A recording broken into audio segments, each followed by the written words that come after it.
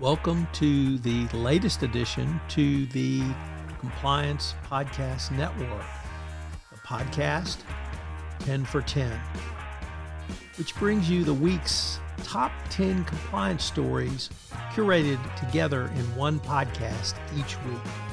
Tom Fox, the voice of compliance, brings you the compliance professional stories you need to be aware of at the end of your busy week.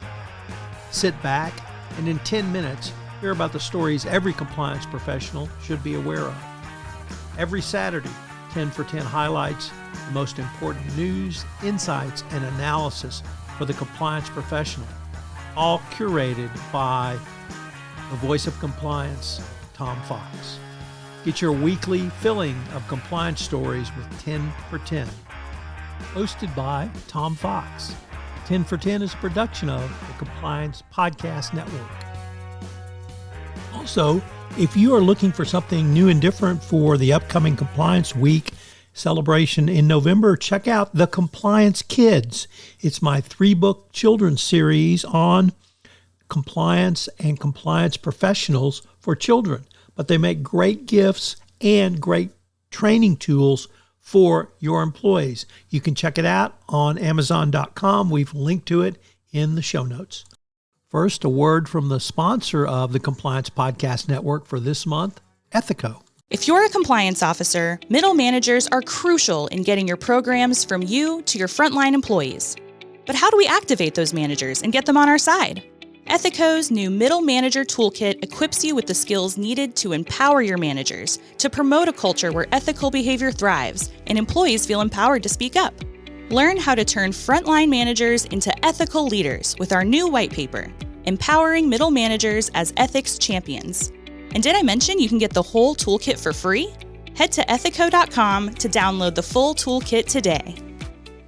10 for 10 for the week ending September 28, 2024.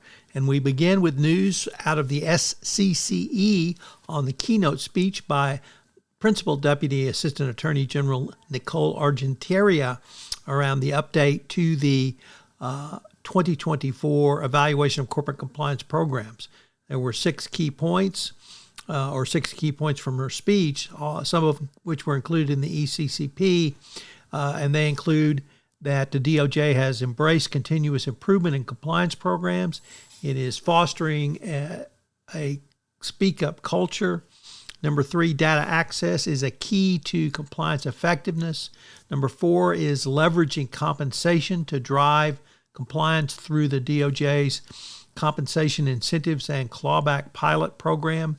Number 6 is the importance of cooperation and remediation with the Department of Justice in its investigations. And finally, whistleblower programs are a strategic tool as highlighted by the DOJ's Corporate Whistleblower Award Pilot Program, which had 100 reports within the first 30 days. Next up, from Reuters, it notes that, first of 2 stories from Reuters, China is probing the U.S. firm PVH over its suspected boycotting of Xinjiang products. Now, under U.S. law, companies have to assess whether any Xinjiang products are being used by or created with slave labor or forced labor. Well, now China is pushing back, saying that if you don't buy our products, we're going to investigate you. Our second story from Reuters is that Wells Fargo must face a Caremark claim over alleged mortgage lending bias. For the second time in 2 months, a federal judge has allowed shareholders of a company that experienced a corporate trauma to move forward with derivative claims against the board members accused of allowing disaster to strike.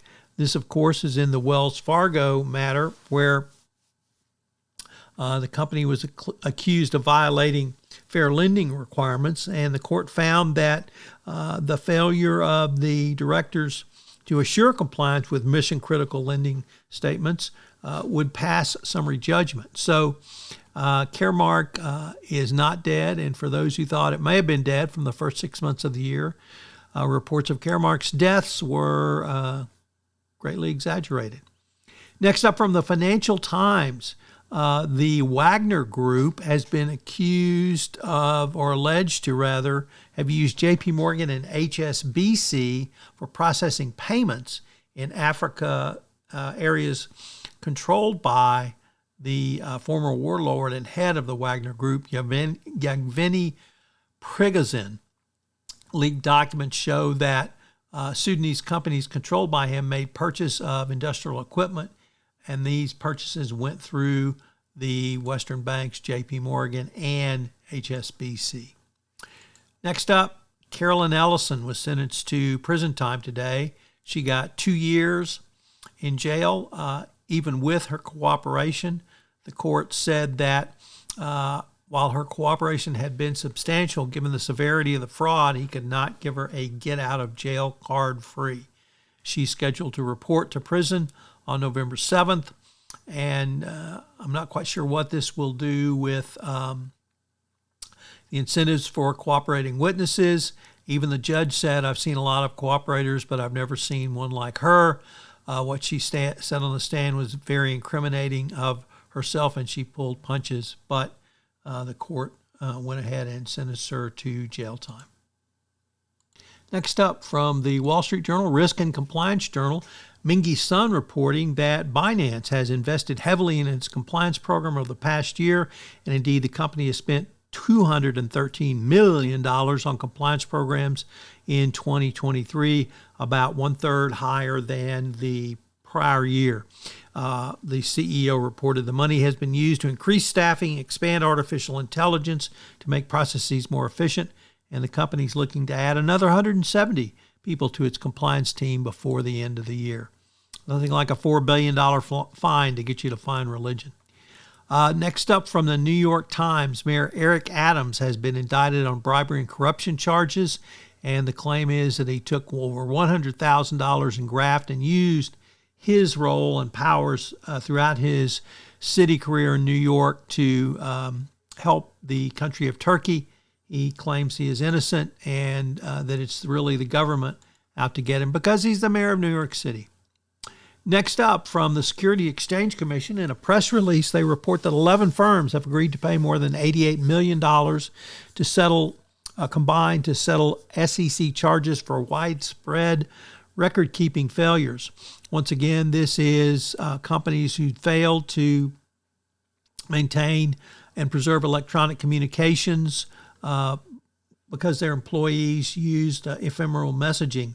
The key is that one of the companies actually got a declination because it self-reported, self-policed, and demonstrated substantial efforts at compliance through effective remediation after the report to the SEC. So even the SEC will give you a declination sometimes.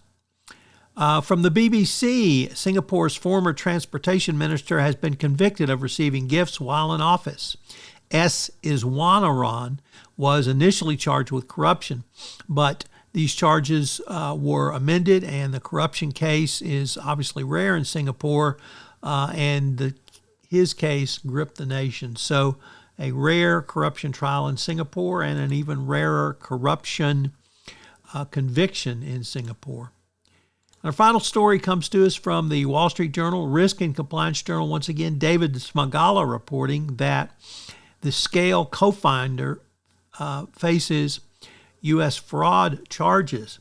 The claim is that co-founder and CEO Baba Nadamimpali raised over $30 million from investors for his startup, claiming it had as much as $7 million in recurring revenues when the true amount was only $170,000.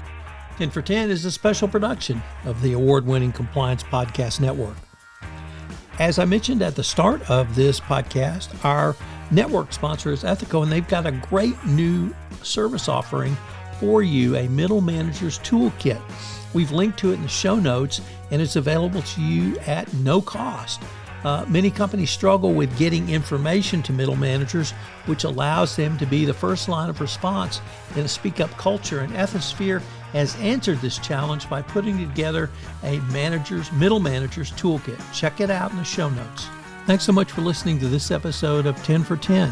I hope you'll check out the newest podcast in the Compliance Podcast Network, the Compliance Tip of the Day. In Compliance Tip of the Day, I give a 5 to 8 minute summary of one tip that you can integrate into your compliance program or put together for greater compliance program efficiency.